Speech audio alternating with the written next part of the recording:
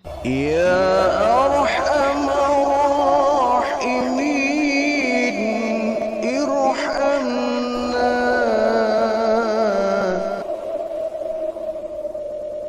Adapun terkait dengan puasa, sebagaimana sholat ya, puasa pun ada puasa yang wajib, ada puasa yang sunnah, ada puasa yang dihukumkan makruh, bahkan ada puasa yang dihukumkan haram. Kita akan coba membahas puasa wajib. Puasa wajib adalah puasa yang harus kita kerjakan. Jika dikerjakan akan mendapatkan pahala, jika ditinggalkan akan mendapatkan dosa. Nah, puasa wajib itu ragamnya ada 4. Ada 4 puasa saum yang dihukumkan wajib. Pertama, jelas ini puasa Ramadan. Kita selama ini kalau berbicara puasa wajib biasanya larinya kepada puasa Ramadan. Padahal puasa yang wajib itu bukan hanya Ramadan. Jadi Ramadan ini puasa yang diwajibkan kepada kita umat Islam. Al-Baqarah ayat 183. A'udzubillahi minasyaitonirrajim. Ya ayyuhalladzina amanu kutiba alaikumusiyam kama kutiba alal ladzina min qablikum la'allakum tattaqun. Kata Allah, wahai orang yang beriman, diwajibkan atas kalian semua untuk berpuasa. Kutiba alaikumusiyam. Siyam yang dimaksud dalam ayat ini adalah saum Ramadan.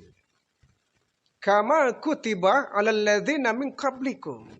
Kita nggak usah iri dan dengki. Kenapa? Umat terdahulu pun sama. Diberikan kewajiban melaksanakan puasa. Hanya mungkin bulannya yang berbeda. Adapun buah yang didapatkan dari saum Ramadan, la'allakum tattaqun, terbentuknya pribadi-pribadi yang bertakwa. Ini klimaksnya. Orang yang melaksanakan saum Ramadan dengan benar, insya Allah pribadinya akan terbentuk menjadi pribadi yang bertakwa. Jadi yang pertama, puasa yang hukumnya wajib adalah saum Ramadan. Untuk itu anak-anak kita ya, anak kita dari mulai sedini mungkin masih anak-anak, kita ajarkan mereka untuk berpuasa Ramadan. Kita ajarkan mereka, kita biasakan mereka sebelum mereka memasuki masa-masa akil balik. Jangan pernah kita orang tua berpikir, anak saya masih kecil, ya, masih belum kuat. Ya. Kasihan ya, kalau kasihan terus, nanti sampai gede dia akan malas berpuasa. Dari kecil diajak berpuasa. Nggak kuat, ya boleh sampai zuhur. Ya. Sampai zuhur kuat, mencoba bertahap sampai beduk asar. Ya. Sampai asar sudah mulai kuat, mulai bertahap sampai beduk maghrib. Lama-lama akan terbiasa. Ya. Jangan sampai anak-anak kita, belum balik ini pak, nggak apa-apa kan, nggak puasa juga nggak dosa. Memang belum kena sanksi dosa. Kenapa? Belum masuk akil balik.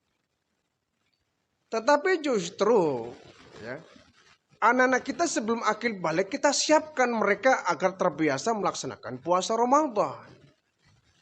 Ada istilah sedia payung sebelum hujan kan begitu. Kita membuka payung itu jangan sampai nunggu hujan gede. Ya. Tapi ketika sudah ada tanda hujan, gerimis-gerimis kecil, payung sudah mulai kita buka. Ketika tiba-tiba dari gerimis langsung besar, kita sudah terbuka payungnya, kita nggak kebasahan. Tapi kalau nunggu masih gerimis ini, masih gerimis. Terus kita nggak dibuka, begitu tiba-tiba langsung besar, bahkan payung ini baru dibuka, ya kita kena basahnya. Apalagi ketika dibuka, payungnya macet, nggak bisa kebuka. Basah kuyup lah kita. Jadi sedia payung sebelum hujan. Artinya apa? Anak-anak kita sebelum sampai melewati batas akil balik, kita giatkan mereka, kita ajarkan mereka, kita biasakan mereka berpuasa ketika anak-anak. Semampunya, namanya juga belajar. Semampunya ya anak-anak. Pak, anak saya masih kecil, Pak. Dia hanya kuat sampai jam 9. Nggak apa-apa. Belajar kok. Belajar masih dalam proses. Nggak apa-apa. Jangan diledek. Puasa apaan? Masa ada puasa buka jam 9 pagi? Jangan. Anak kita lagi belajar. Nanti sampai zuhur terus bertambah kuat sampai asar sampai maghrib. Nanti ketika dewasa sudah akil balik, datang Ramadan mereka tidak kaget. Sudah terbiasa dengan berpuasa Ramadan. Ya. Jadi Ramadan adalah saat di mana kita diwajibkan berpuasa. Yang kalau kita tinggalkan tanpa adanya uzur, tanpa adanya penyebab, maka kita mendapatkan dosa. Mendapatkan dosa. Yang kedua, ada puasa wajib yaitu puasa qadha. Qadha ini puasa hutang. Puasa bayar hutang, puasa pengganti. Puasa pengganti sebagaimana sholat juga ada ya, sholat qadha. Ada sholat adaan, ada sholat qadhaan. Kalau adaan berarti sholat yang kita kerjakan tepat di waktunya. Tapi kalau kita sholat di luar waktu yang telah ditetapkan, namanya sholat qadha. Misalkan kita habis bekerja jam 11 siang, belum zuhur kita tidur. Kita tidur, bangun-bangun jam 3 sudah asar. Maka zuhurnya kita terlewati. Apa kemudian? Sudahlah, terlewati ini nggak usah dikerjakan. Ya, nanti sholat zuhur yang kita tinggalkan dikerjakan di waktu asar.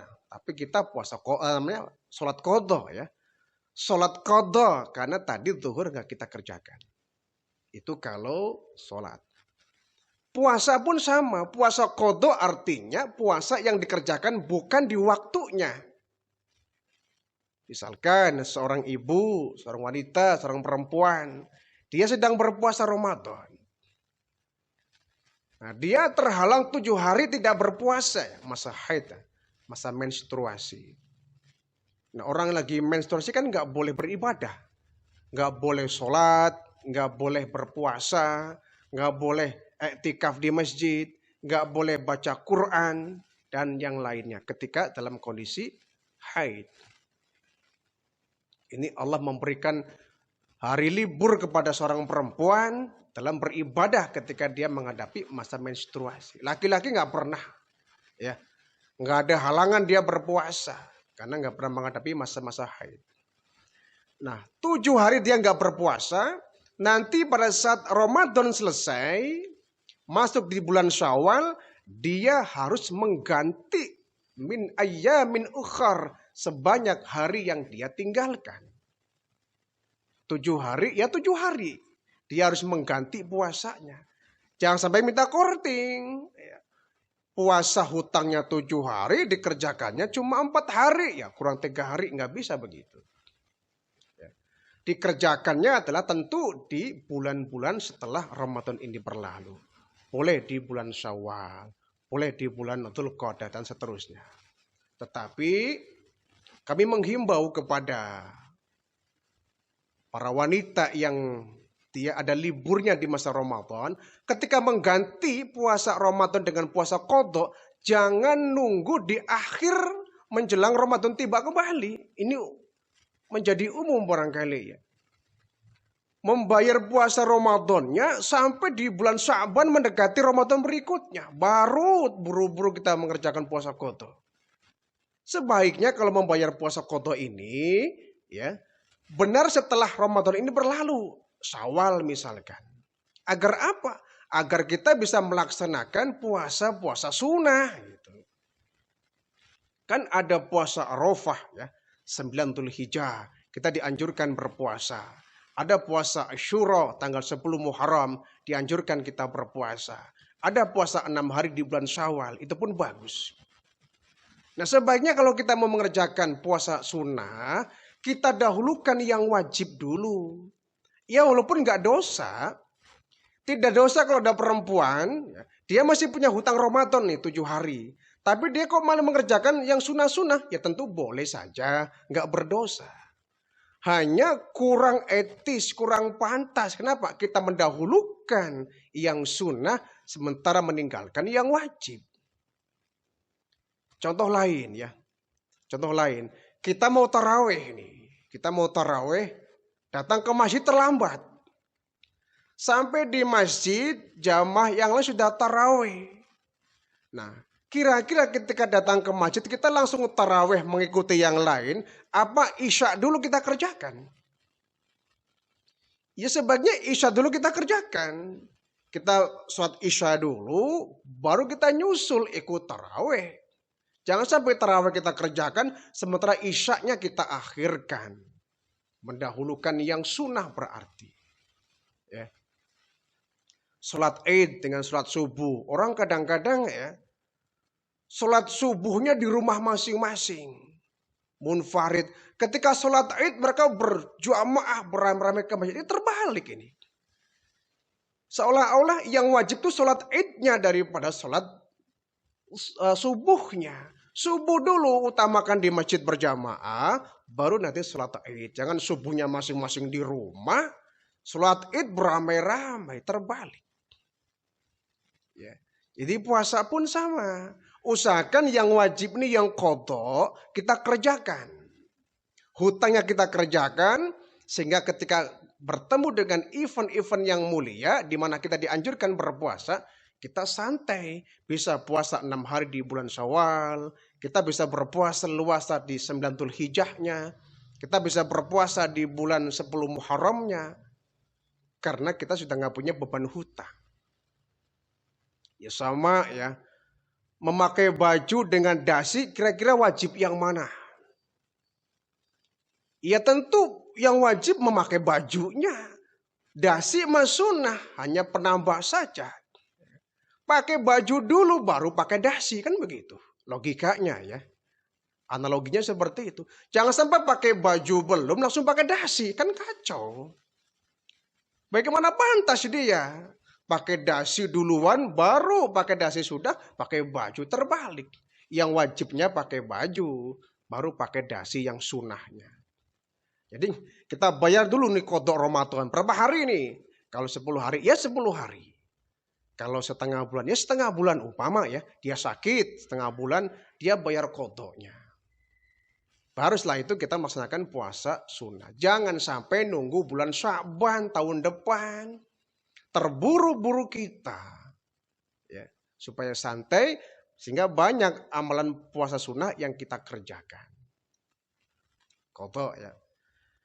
Yang ketiga, ada puasa wajib yang namanya nazar. Nazar ini puasa janji. Janji adalah hutang. Hutang wajib dibayar.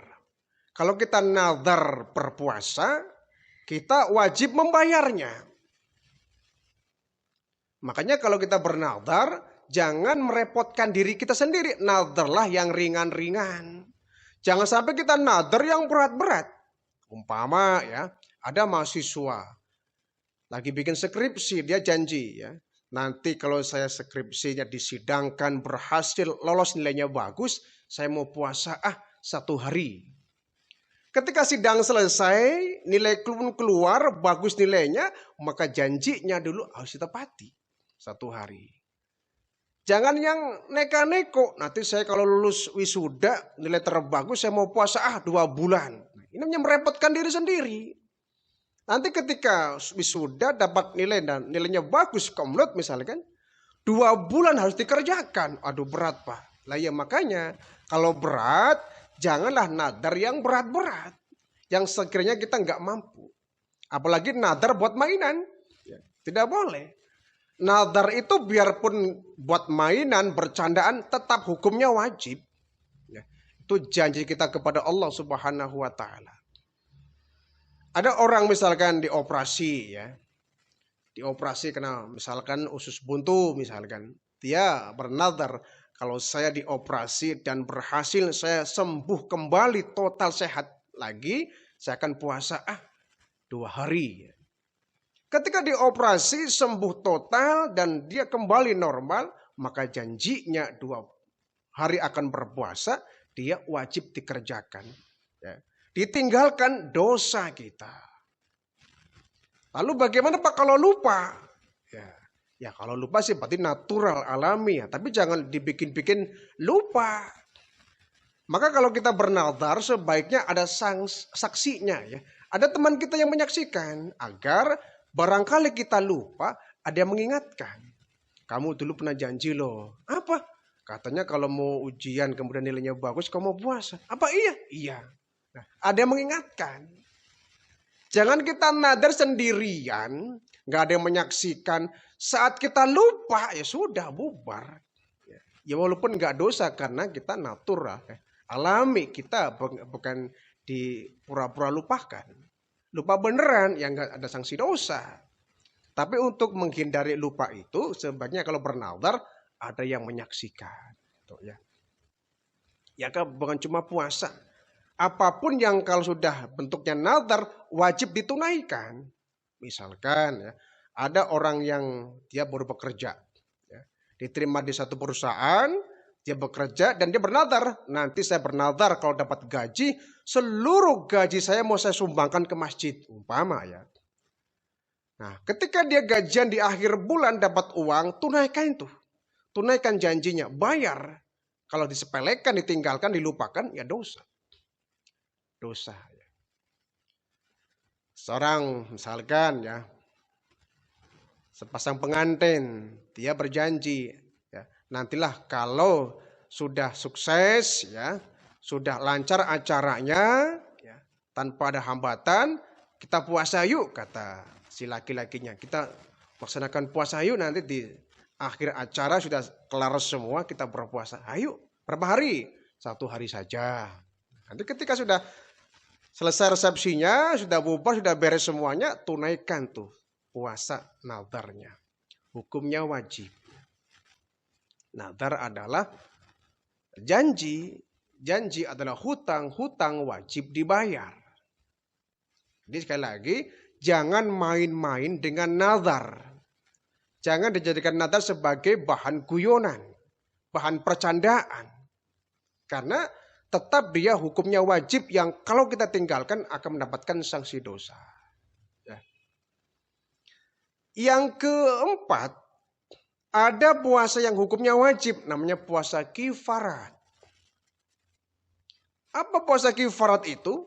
Kifarat ini puasa sebagai tebusan dia berbuat pelanggaran ketika berpuasa. Misalkan ya, ada dulu seorang sahabat Nabi, ya, mengadu kepada baginda Rasulullah. Ya Rasul, iya. Celaka saya Rasul, celaka. Celaka bagaimana? Iya. Saya kan sedang puasa Ramadan. Iya, lalu saya nggak kuat ya Rasul. Nggak kuat. Nggak kuat bagaimana? Iya, siang hari saya nggak kuat menahan syahwat saya. Saya berhubungan badan dengan istri saya. Oh begitu? Iya. Ya sudah kalau begitu kamu bayar denda. Denda ya Rasul? Iya denda. Dendanya apa ya Rasul? Kau nanti berpuasa 2 bulan berturut-turut. Aduh, saya nggak sanggup ya Rasul. Nggak sanggup? Nggak sanggup. Oh 1 bulan aja saya nggak kuat nyeleweng dengan istri. Apalagi 2 bulan 2 kali nyeleweng. Saya nggak mampu ya Rasul. Oh kalau begitu ada cara lain kok. Ada cara lain? Ada. Apa ya Rasul? Kau bersedekah kepada 60 fakir miskin. Hah? 60 fakir miskin? Iya. Ya Rasul, kenapa? Di kampung saya, yang paling miskin saya. Yang paling miskin kamu? Iya. Ya sudah, Nabi akhirnya masuk ke dalam, keluar lagi bawa sekeranjang kurma. Nih sekeranjang kurma, kau bagikan di kampung kamu sampai 60 orang kurma ini. Ya Rasul, apa lagi? Kan tadi saya sudah bilang, di kampung saya yang paling miskin saya. Yang paling melarat saya. Ya sudah, kalau begitu ini bawa kurma, kau kasihkan kepada keluargamu, anakmu, istrimu. Pulang. Subhanallah, ini orang luar biasa. Sudah melanggar, dapat kurma lagi. Nabi nggak marah. Nabi bijaksana. Nah, artinya apa? Kalau seorang muslim dia berpuasa Ramadan, kemudian di siang hari dia belum tiba waktu berbuka, dia berhubungan badan dengan istrinya, maka hukumnya adalah kifarat. Dia harus berpuasa selama 2 bulan ya, berturut-turut. Maka pernah ada ya satu hari, ada anak muda, dia menghadap Ibnu Abbas, sahabat Rasulullah. Wahai Ibnu Abbas, iya, saya sedang berpuasa. Iya, lalu boleh nggak saya mencium istri saya? Oh, nggak boleh. Nggak boleh? Nggak boleh. Ya sudah, nggak apa-apa. Nggak lama kemudian datang orang lagi. Kali ini orang sudah tua, sudah sepuh, kakek-kakek. Wahai Ibnu Abbas, saya mau bertanya. Bolehkah saya sedang berpuasa mencium istri saya? Oh, boleh. Boleh. Boleh. Boleh. Ini pemuda tadi protes. Wahai Ibnu Abbas, kok nggak adil begitu? Nggak adil bagaimana? Giliran saya nggak boleh mencium istri saya. Itu aki-aki boleh mencium istrinya. Kenapa ini? Diskriminasi dong. Bukan. Kalau kamu kan masih muda. Kalau kau masih muda, libidonya masih kuat, syahwatnya masih kuat. Khawatir kalau lagi berpuasa, kamu mencium istri kamu terangsang, kamu bisa kena denda. Oh gitu, iya, makanya kamu nggak boleh, masih kuat setrumnya. Adapun tadi, bapak-bapak tadi, kakek-kakek, dia sudah nggak punya syahwat. Sudah teratur syahwatnya, aki-aki. Sudah melemah syahwatnya, mencium istri, insya Allah nggak ada rangsangan apa-apa. Tua. Ini dalam rangka menghindari tadi kifarat ya. Jadi sebaiknya ketika berpuasa suami istri jangan bermesraan. Kenapa? Bisa terangsang dan itu bisa saja dia terbawa oleh emosinya dan dia bisa melakukan hal-hal yang semestinya ditinggalkan ketika berpuasa. Namanya puasa kifarat ya. Ada pula penyebabnya karena zihar ya. Zihar ini ada satu hari seorang perempuan mengadu kepada baginda Rasulullah. Ya Rasul, iya. Suami saya, iya, itu mengatakan dan menyamakan saya dengan ibunya. Oh begitu? Iya. Panggil suami kamu tuh. Dipanggil suami itu. Benar kau mengatakan begitu? Iya ya Rasul. Apa yang kau katakan? Ya, tubuh istri saya mirip ibu saya. Zihar itu namanya, kau wajib didenda. Dendanya apa ya Rasul? Kau berpuasa kifarat 2 bulan berturut-turut. Aduh nggak kuat ya Rasul. Kalau tidak, kau memberikan sodakoh makan kepada 60 fakir miskin.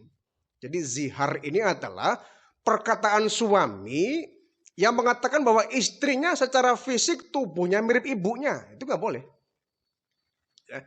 Tidak boleh seorang suami menyamakan istrinya dengan ibunya secara fisik. Ya.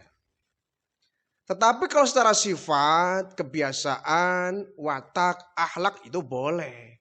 Ya, misalkan ucapanmu tuh mirip ucapan ibu saya, itu boleh. Atau kau masaknya enak seperti masakan ibu saya, nah, itu boleh yang seperti itu. Ya. Jadi yang seperti ini boleh.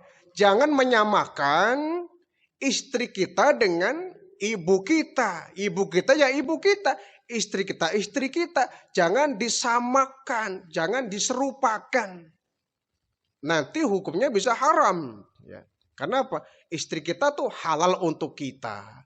Sementara ibu kita, ya bukan perempuan yang halal untuk kita. Dia adalah mahramnya kita. Jadi zihar itu ucapan yang bisa menimbulkan kita diwajibkan puasa kifarat. Jangan pernah kita menyamakan ibu kita dengan istri kita. Atau istri kita dengan ibu kita.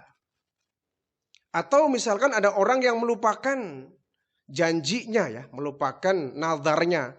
Dia lupa dengan nazarnya, maka untuk mengganti lupa dengan nazarnya dia harus puasa kifarat. Ya, misalkan dia nazar, saya nazar akan membelikan sesuatu untuk masjid. Nanti kalau saya dapat rezeki ya, saya dapat rezeki banyak, saya akan berinfak ke masjid 10 juta umpama. Terus kita lupa dan nggak ada mengingatkan. Nah itu nanti kalau dia ingat ya silakan, kalau dia mau bayar ya bayar, kalau tidak diganti dengan namanya puasa kifarat sebagai pengganti kita melupakan nazar kita.